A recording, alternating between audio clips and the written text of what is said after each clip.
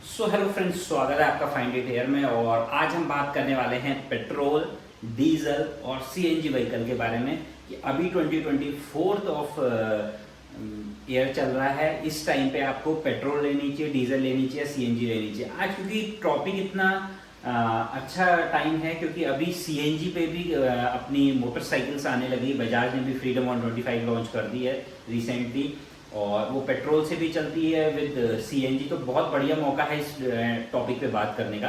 तो चलिए शुरू करते हैं। इसमें आज मैं आपको बताने वाला हूँ कि अभी के टाइम में पेट्रोल लेनी चाहिए, सीएनजी लेनी चाहिए या डीजल व्हीकल लेनी चाहिए, चाहे 4 व्हीलर में हो चाहे 2 व्हीलर में। 2 व्हीलर में तो अभी बजाज ही ने निकाला है, लेकिन हम 4 व्हीलर की आज बात करेंगे। तो चलिए शुरू करते हैं। सबसे पहले आप देखिए हमारा इंट्रो।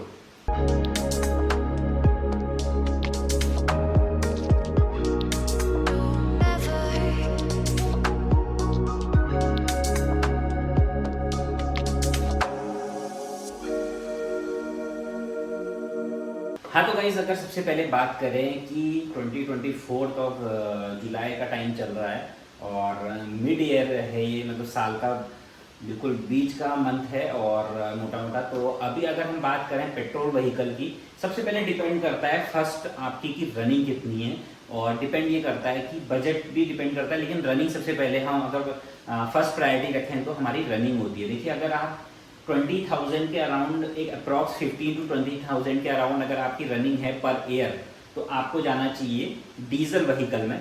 लेकिन यहाँ पर डीजल व्हीकल में प्रॉब्लम ये है कि 1 to 2 lakhs ये महंगी मिलती है आपको। कोई भी गाड़ी आप ले लीजिए, 1 से 1.5 लाख रुपए यहाँ पर महंगी मिलेगी। तो वहाँ पर भी आपको कंसिडर करना है कि आप वहाँ पर 1.5 लाख रुपए बचाने चाहते हैं या नहीं बचाना चाहते हैं, अगर आपकी रनिंग 20,000 से ऊपर है। तो यहाँ पर पहली चीज हो गई रनिंग। अगर आपकी 20,000 से ऊपर रनिंग है तो आप यूज करेंगे डीजल व्हीकल, लेकिन वहाँ पर कॉस्टिंग आपको जाएगी 1 से 1.5 लाख कॉस्टली मिलेगा आपको। कोई भी गाड़ी, चाहे पेट्रोल एमजी की ले लो, चाहे आप टाटा की ले लो, चाहे आप हुंडई की ले लो, चाहे मारुति में तो अब आने नहीं लगी है, लेकिन जो बड़ी सेगमेंट्स की कार हैं उनमें आपको अगर पेट्रोल डीजल व्हीकल में जाना है तो आपको 1 से 1 लाख रुपीज़ ज़्यादा पे करना पड़ेगा यहाँ पर डीलरशिप को। अब आ जाते हैं सेकंड पॉइंट में। तो सेकंड पॉइंट हमारा यहाँ पर आता है कॉस्ट। देखिए, अगर आपकी कॉस्ट में बैरियर नहीं है, अगर आप 18 लाख की कोई गाड़ी ले रहे हैं, आप 20 लाख तक जा सकते हैं, फिर तो कोई दिक्कत नहीं है। लेकिन अगर आपको कॉस्ट में बैरियर है, आपको एक लिमिट है, उससे मैं आगे नहीं जा सकता। सपोज आप 15 लाख की कोई गाड़ी लेने जा रहे हैं और आपको पेट्रोल में चाहिए, लेकिन आप वहाँ पर जाते हैं तो आपको डीजल के जो सारे स्पेक्स हैं वो पसंद आते हैं, लेकिन आपको 1.5 लाख रुपीज़ महंगा वहाँ पर देना पड़ेगा, ज़्यादा देना पड़ेगा। तो उस वजह से आपकी कॉस्ट बढ़ जाएगी। तो अगर आपकी कॉस्ट में लिमिट नहीं है, पहले पॉइंट में तो हमने किलोमीटर्स की बात कर ली, लेकिन अगर आपकी सेकंड पॉइंट में बात करें तो अगर कॉस्ट में आपकी बैरियर नहीं लगा हुआ है तो आप जा सकते हैं। तो वहाँ पर आपको 1.5 लाख रुपीज़ एक्स्ट्रा पे करने पड़ेंगे डीलरशिप को। तो इसीलिए दो हमारे पॉइंट्स निकल के यहाँ पर ये आते हैं कि अगर आपकी रनिंग ज़्यादा है, 20,000 किलोमीटर्स अप्रॉक्स है पर ईयर, तो आप डीजल पे जाएं, और आपके बैरियर नहीं है कॉस्ट पे तो आप डीजल ले सकते हैं। अब आ जाते हैं थर्ड पॉइंट पे।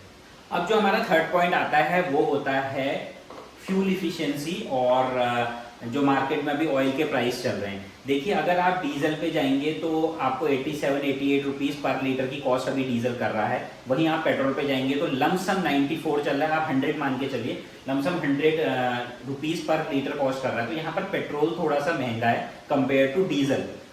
तो आप यहाँ पे डीजल की गाड़ी प्रेफर कर सकते हैं अगर आपको फ्यूल इफिशिएंसी अपनी गाड़ी से ज़्यादा चाहिए। ऑब्वियसली बात है, सबको चाहिए, लेकिन यहाँ पर कॉस्टिंग आ जाती है कि जो मैंने फर्स्ट पॉइंट बताया था कि 1.5 लाख रुपीज़ आपको महंगा ज़्यादा पे करना पड़ेगा डीलरशिप को।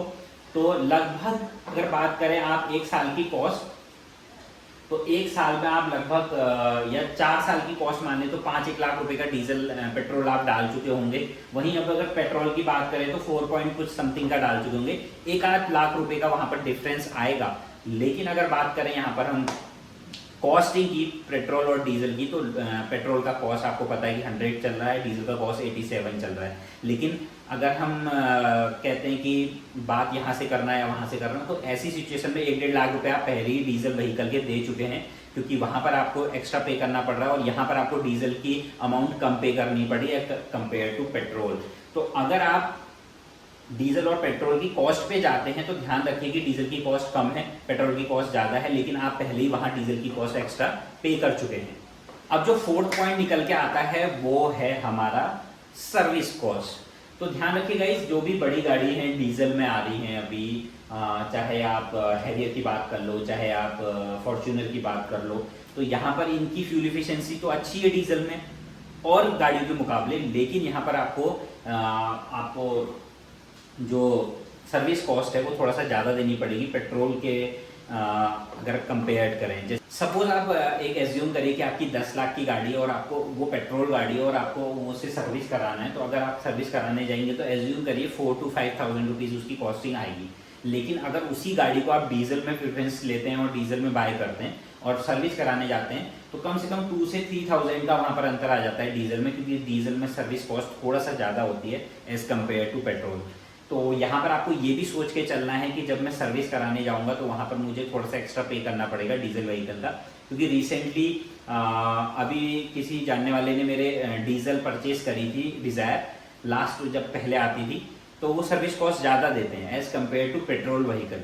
तो वहाँ पर आपको ये भी ध्यान रखना है कि पेट्रोल व्हीकल की जो कॉस्ट है वो कम रहेगी सर्विस की एज़ कम्पेयर टू डीजल। तो ये 3-4 पॉइंट जो आपको ध्यान रखने हैं वो मैं दोबारा रिपीट कर देता हूँ। पहला आपका है किलोमीटर्स, दूसरा आपका है फ्यूल इफिशिएंसी, तीसरा मार्केट में जो कॉस्ट चल रही है डीजल और पेट्रोल की, ज़्यादा गैप नहीं है, ये भी ध्यान रखना, 87 और 100 में 15-20 का गैप है, लेकिन आप पहले उसको पे कर चुके हो डीजल व्हीकल को। और चौथा है सर्विस कॉस्ट। तो ये 4 चीज़ें आपको ध्यान रखनी है कि हम सर्विस कॉस्ट को ध्यान रखें, हम फ्यूल इफिशिएंसी को ध्यान रखें, लेकिन सबसे पहले प्रायोरिटी इसमें वही है कि आपकी रनिंग कितनी है। तो अब आ जाते हैं फाइनलाइज हमें क्या करना चाहिए।